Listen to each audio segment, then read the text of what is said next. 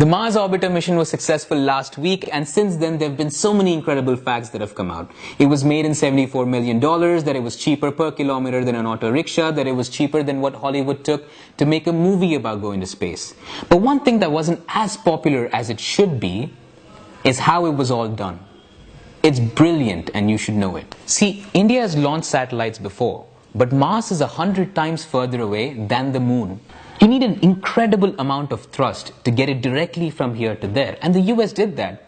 They made a super powerful launcher that can do the job. Since our satellite was a little lighter than theirs, we tried to do it a little differently. We thought instead of making a new powerful launcher, we have an old launcher that is not that powerful, but what can we use along with it that is available for cheap that can get us all the way there? We used gravity to make it happen. Because nothing is cheaper than free. Wait, what? We use gravity to get away from the grip of gravity?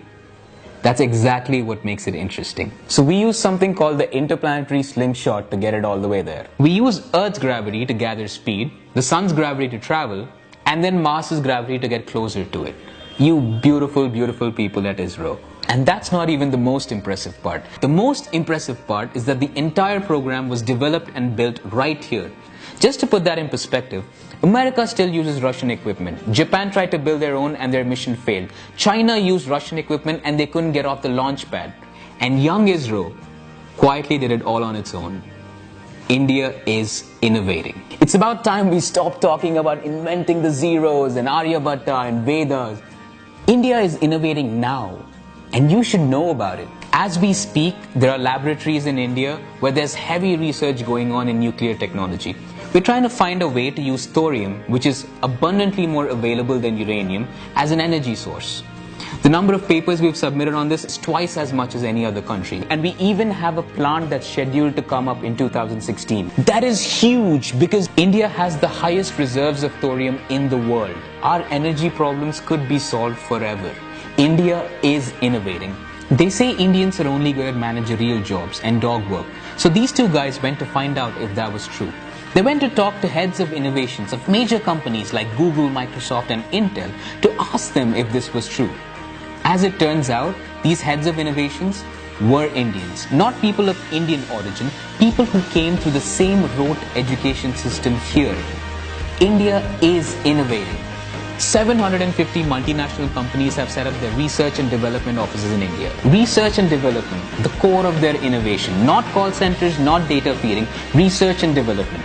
IBM has 70,000 Americans and 150,000 Indians. The number of usable patents India puts out is as much as any other country. Flights can land in zero visibility and fly without collision because of Indian patents. India is innovating. There is so much innovation happening and it's just the beginning. We can do so much more. We need to stop being engineering graduates and be engineers. Engineer something. We need to stop being drafting experts and be designers. Make something. We need to stop making the aim of our lives to settle down and look to steer something up. See, when you say India is not innovating, we're not talking about the soil, the land, or the territory. India in that sentence is the people. That's you and me. So we're taking the first step.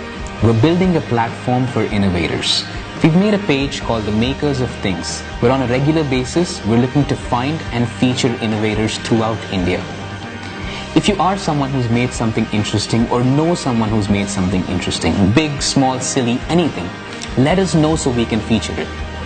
Right now, make sure you go to that page and make sure you make it show in your news feeds. So when people do come to talk about their innovations, let's make sure they have an audience. Actors and sportspersons have always been celebrities. For a while, let's try to make a new kind of celebrity. The inventors, the dreamers, the makers of things that keep us evolving.